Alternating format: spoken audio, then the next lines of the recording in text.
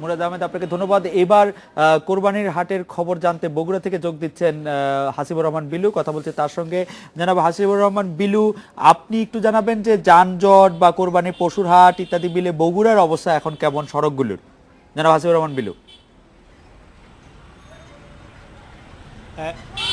খালেদ ভাই, আপনাকে প্রথমে একটু জানিয়ে রেখেছি, উত্তরাঞ্চলের 16 জেলার মধ্যে কিন্তু সবচেয়ে বেশি এবার প্রাণী বা পশু যাই বলেন তার হাট বসছে বগুড়ায় 158টি। এসব হাটকে কেন্দ্র করে কিন্তু ইতিমধ্যে নিরাপত্তা ব্যবস্থা জোরদার করা হয়েছে। হাট এবং পুজো যাতে কারো কোনো সমস্যা নয়, এই জন্য প্রায় 4500-এর মতো আইন শৃঙ্খলা রক্ষাকারী বাহিনী মোতায়েন করা হয়েছে। একটু আগে আমাকে পুলিশ সুপার যেটা জানিয়েছেন যে মহাসড়ক সংলগ্ন যে হাটগুলো আছে সেগুলোতে তারা কঠোর নজরদারি রেখেছেন এবং সেখানে সব হাটেরই ইজারাদার বা কর্তৃপক্ষকে তারা জানিয়ে দিয়েছেন যে কোনোভাবেই মহাসড়কের উপরে গরু কেনাবেচা করা যাবে না এবং সেই জন্য তারা কিন্তু স্বেচ্ছাসেবক বাহিনীও করে ফেলেছেন। তারা সবাই হাট কর্তৃপক্ষের নির্দেশনা অনুযায়ী মহাসড়কের উপরে গরু কেনাবেচা করা যাবে না এবং সেই জন্য তারা কিন্তু স্বেচ্ছাসেবক বাহিনীও করে ফেলেছেন। তারা সবাই হাট কর্তৃপক্ষের নির্দেশনা অনুযায়ী মহাসড়কগুলো পরিষ্কার রাখার চেষ্টা করছে। পুলিশেরও বিশেষ টিম, অন্তত 86টি টিম কাজ করছে যাতে কোনোভাবেই রাস্তার উপরে গরু ছাগলের হাট না বসে। আর একটা বিষয় হচ্ছে যে হাইওয়ে পুলিশও কিন্তু এবার বিশেষ করে ঢাকা দিনাজপুর মহাসড়কটা নিয়ন্ত্রণে রাখার চেষ্টা করছে মহাস্থানের মতো জায়গাগুলোতে, যাতে কোনোভাবেই পশু রাস্তার উপরে কেনাবেচা না হয়। সব মিলিয়ে এখন পর্যন্ত স্থানীয় প্রশাসনের যে প্রস্তুতি রয়েছে তাতে হাট বসলেও তার খুব বেশি প্রভাব সড়ক বা মহাসড়কে আসবে না, কারণ এখানে হাটের বিরুদ্ধে একটা ব্যবস্থা রাখা হচ্ছে। যারা মহাসড়কের উপরে গরু কেনাবেচা করবে তাদের জন্য কিন্তু ভ্রাম্যমাণ আদালতও রাখার সিদ্ধান্ত নিয়েছে স্থানীয় প্রশাসন। জনাব হাসিবুর রহমান বিলু, আপনাকে ধন্যবাদ। আমাদের সঙ্গে এই মুহূর্তে আরো আছেন রাজশাহী থেকে আসান হাবিব অপু এবং সিলেট থেকে জনাব আল আজাদ। আমি প্রথমে জনাব আল আজাদ আপনার কাছে জানতে চাইবো যে ঢাকা সিলেট মহাসড়কের অবস্থা কেমন, মানুষ নির্বিঘ্নে চলাচল করতে পারছে কিনা, মানুষ সিলেট শহরে ফিরতে পারছে কিনা, বা সিলেট থেকে দেশের অন্যান্য অঞ্চলে যাওয়াটা কতটা নির্বিঘ্ন আছে। জনাব আল আজাদ।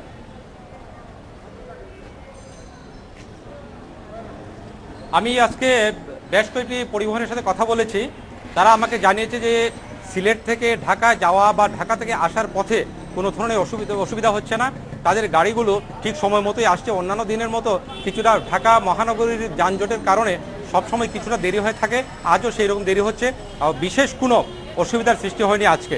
আর সিলেট থেকে যাওয়ার পথে, অর্থাৎ ঈদকে সামনে রেখে সিলেট থেকে যাওয়ার যে প্রবণতা, সেই প্রবণতা তো মানুষের মধ্যে আছেই। তবে সিলেটে সবসময়ই প্রচুর টিকিট পাওয়া যায়। আমরা ট্রেনের টিকিটের খবর নিয়েছি, ট্রেন পর্যাপ্ত টিকিট দিতে পেরেছে, কোনো ধরনের অসুবিধা হয়নি। আর এমনি যে সড়কপথেও যে যানবাহনগুলো চলাচল করে বা করবে, তারাও ঈদ উপলক্ষে বিশেষ ব্যবস্থা রেখেছে। তারা আমাদেরকে জানিয়েছে তাদের টিকিটের কোনো সংকট নেই। যখন যে টিকিট চাইবে তাকে টিকিট দিতে তারা সামর্থ্য রাখে। আর সিলেট মহানগরী তো এখন স্বাভাবিক অবস্থা আছে, কোনো ধরনের চাপ এখন সৃষ্টি হয়নি। তবে হয়তো ঈদের কুরবানির হাট জমে ওঠার সাথে সাথেই মহানগরীতে প্রচণ্ড চাপ পড়বে, যানজট তো বাড়বেই, তার মানুষের চলাচল বিঘ্নিত হবে। আর আরেকটা ব্যাপার হচ্ছে যে এই মহাসড়কগুলোতে যাতে কোনো ধরনের হাট না বসে, মানুষদের নির্বিঘ্নে চলাচল করতে পারে, এজন্য কোনো মহাসড়কের উপর বা কোনো বড় রাস্তার উপর কোনো হাট বসতে দেওয়া হবে না। ধন্যবাদ। আমি একটু রাজশাহীর অবস্থা জানবো জনাব হাসান হাবিব অপু আপনার কাছে, যে রাজশাহীর অবস্থা এখন কেমন, রাজশাহীর সড়কগুলোতে সাধারণ মানুষের চলাচল এবং অন্যান্য ক্ষেত্রে কি অবস্থা সেটা জানতে চাই আপনার কাছে। অপু। রাজশাহীর যে মহাসড়ক বা সড়ক, সেগুলোতে এখন কিন্তু স্বাভাবিক অবস্থায় আছে। যদিও ঈদকে সামনে রেখে বিভিন্ন রাস্তায় বিশেষ করে রিক্সা অটোরিকশা চলাচল সংখ্যাটা বেড়ে গেছে, তবে মহাসড়কে আমরা যদি দেখি তাহলে কিন্তু এখন পর্যন্ত অস্বাভাবিক কিছু ঘটেনি। আর রাজশাহী যে হাটের সংখ্যা অবশ্য তুলনামূলক অনেক কম, যেটি বগুড়ায় শুনছিলাম রাজশাহীতে মাত্র 24-25টা হাট বসছে, সেগুলো কিন্তু মহাসড়কের উপরে হাটের সংখ্যা একেবারে নেই বলে চলে। তবে হাটের পাশে রাস্তার পাশে এইসব হাট হওয়ার কারণে দু একটি জায়গায় বিঘ্ন ঘটছে চলাচলে, কিন্তু সেগুলো একেবারে মারাত্মক পর্যায়ে যায়নি। আমি রাজশাহীর পুলিশ সুপারের সাথে কথা বলেছিলাম কিছুক্ষণ আগে, তিনি যেটি বলছেন যে এই বিষয়টিকে তারা খুব গুরুত্ব দিচ্ছে এবং মহাসড়কের উপরে যাতে হাট চলে না এসে চলাচলে বিঘ্ন না ঘটাতে পারে সেই জন্য তারা সব ধরনের চেষ্টা করছে। তো আমরা দেখছি যে এই হাট ছাড়া অন্যান্য রাজশাহী শহরের চিত্রটা কিন্তু রাজশাহী শহরে এখন এই অন্যান্য সময়ের চাইতে যানবাহন চলাচলের যে ছোটোখাটো যানবাহন সেগুলো বেড়েছে এবং জ্যামটাও অনেকখানি বেড়েছে। এর মধ্যে পূজা এবং ঈদকে ঘিরে মানুষের চলাচলটাও অনেক বেড়ে যাওয়ার কারণে কিছুটা মানুষের আমরা দেখছি বিঘ্ন মানে কষ্টের মধ্যে পড়ছে, তবে একেবারে কিন্তু এগুলো ভয়াবহ কিছু পর্যায়ে নয়। আর রাজশাহী ঢাকা মহাসড়ক যেটি, সেটিতে কিন্তু রাজশাহীর যে রাস্তাটা আছে সেখানে কোনো ধরনের আমরা বিঘ্ন ঘটার দেখতেছি না বা যানবাহন চলাচলে বাধাগ্রস্ত হচ্ছে এমনটাও নয়। আর অন্যদিকে রেল যোগাযোগ যেটি দেখছি যে রেল যোগাযোগের প্রতি মানুষের অনেক ঝোঁক, এবং বাসের চাইতে অনেক ক্ষেত্রে আমরা দেখছি রেল যোগাযোগে স্বাচ্ছন্দ্য বোধ করছেন। তবে এক্ষেত্রে টিকিট প্রাপ্তিটা নিয়ে মানুষের মধ্যে চরম দুর্ভোগ আছে অন্যান্য জায়গার মতোই। এই অবস্থায় মোটামুটি বলা যায় যে অস্বাভাবিক কোনো পরিস্থিতি এখন পর্যন্ত রাজশাহীর মানুষের মধ্যে আসেনি। অপু, আপনাকে ধন্যবাদ জানাচ্ছিলেন আসানুব অপু, এডিটর স্পিক। এবার একটি বিরতি নিচ্ছি, ফিরছি একটু পরে। স্বাগত আরেকবার, দেখছেন এডিটর স্পিক।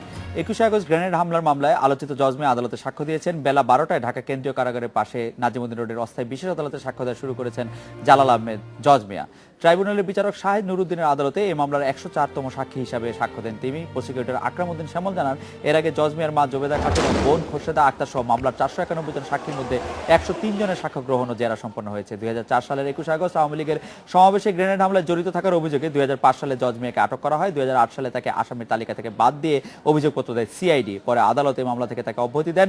2009 সালে মুক্তি পান জজ মিয়া। তাকে 3 জন তদন্তকারী কর্মকর্তা আব্দুর রশিদ, রুহুল আমিন এবং মুন্সি আতিক, এই 3 জন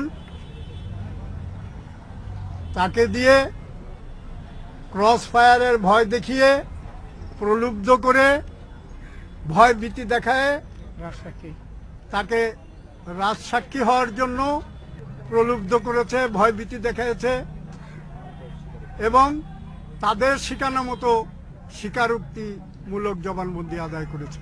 যেহেতু জজ মিয়াকে তারা রাজসাক্ষী হিসাবে ঘোষণা করে নাই, সেহেতু জজ মিয়াকে একজন আসামি, তাকে মামলায় সাক্ষী করার কোনো সুযোগ আইন রাষ্ট্রপক্ষে দেয় নাই।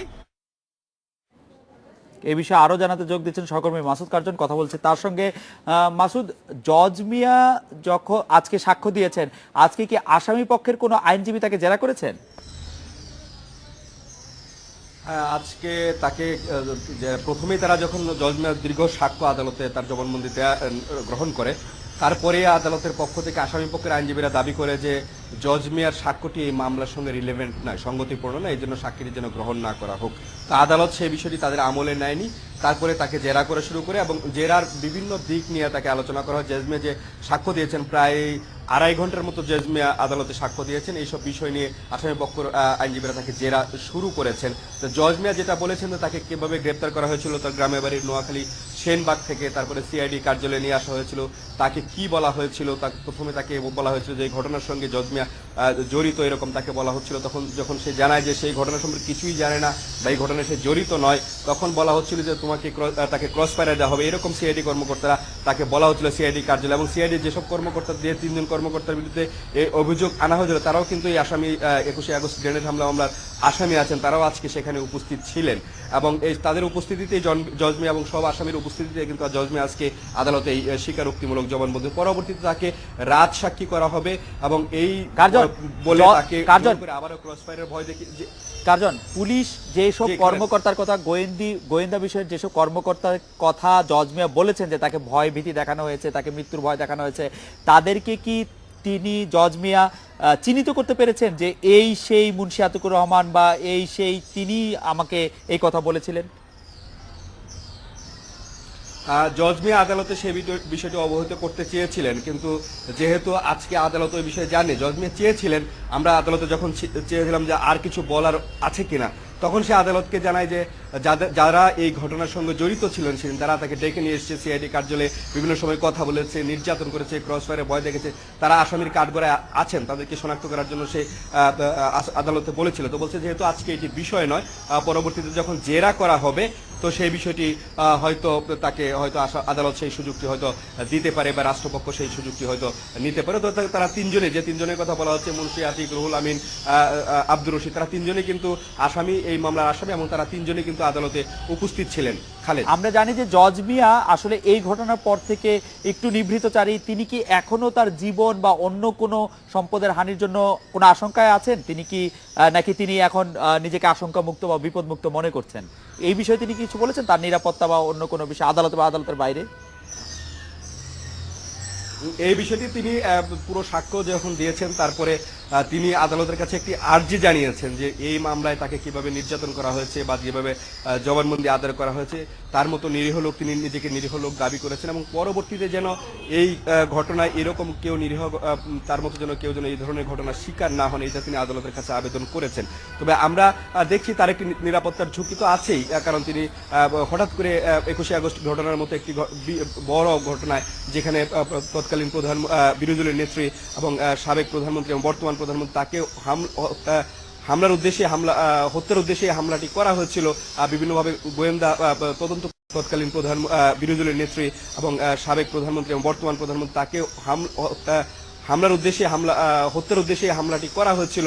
বিভিন্নভাবে গোয়েন্দা তদন্ত প্রতিবেদনে বের এসেছে সেই মামলায় যেখানে আওয়ামী লীগের 24 জন নেতাকর্মী মারা গেছেন সেই মামলায় নোয়াখালী সেনবাগের একেবারে যুবক বা কিশোর যাই বলি না কেন সেই সময়টাতে জজ মিয়ার মতো একটি আসামি হঠাৎ করে এনে হাজির করা হয়েছিল এবং তার যে বর্ণনা আমরা শুনলাম বা বিভিন্ন সময় এর আগে আমরা প্রতিবেদনও তৈরি করেছি, বিভিন্ন খবরও তৈরি তার সাক্ষাৎকারও নেওয়া হয়েছে। যেসব বিষয় উঠে এসেছে তো স্বাভাবিকভাবেই আজকে তার সঙ্গে কথা বলতে পারেন, তার একটা নিরাপত্তার প্রটোকল ছিল, তার মা বোন ছিল, পুলিশ দেখছি তাকে একটা বিশেষ নিরাপত্তার মাধ্যমে আছে আদালতে নিয়ে এসছে এবং নিরাপত্তার মাধ্যমে নিয়ে গেছে। তো তার স্পষ্ট যে তার নিরাপত্তার বিষয়টিতে তিনি অনেকটাই মানে শঙ্কিত। এবং আরেকটা বিষয় যেটা নিবৃত্তচারী বলছিলাম, সে কিন্তু এখনো নিবৃত্তচারী আছে, ব্যক্তিগত ব্যবসা বাণিজ্য করছে, কিন্তু খুব একটা কিন্তু কারোর সাথে যোগাযোগ এখন পর্যন্ত রক্ষা করে সেরকমটি বা নিজেকে আড়াল করে রাখার একটা চেষ্টা তার মধ্যে আছে। মাসুদ কারজান, আপনাকে ধন্যবাদ। আমরা শুনছিলাম মাসুদ কারজানের কাছে টেস্ট ও ওয়ানডের আলাদা অধিনায়কের নাম ঘোষণা করেছে বিসিবি। ওয়ানডে অধিনায়ক নির্বাচিত করা হয়েছে মাশরাফি মুর্তজাকে, সহ অধিনায়ক হিসেবে থাকছেন সাকিব আল হাসান। টেস্ট দলের নেতৃত্ব বহাল থাকবেন মুশফিকুর রহিম, আর ডেপুটি হিসেবে নির্বাচিত হয়েছেন তামিম ইকবাল। মূলত 3 ফরম্যাটে মুশফিকের উপর চাপ কমাতে এমন সিদ্ধান্ত নিয়েছে বিসিবি। ওয়েস্ট ইন্ডিজ সফরে দলের ব্যর্থতার তদন্ত প্রতিবেদন নিয়ে আলোচনা হয় এই সভায়। এছাড়া জাতীয় দলের জন্য স্থায়ী একজন ম্যানেজার নিয়োগের বিষয়েও আলোচনা করা হয়।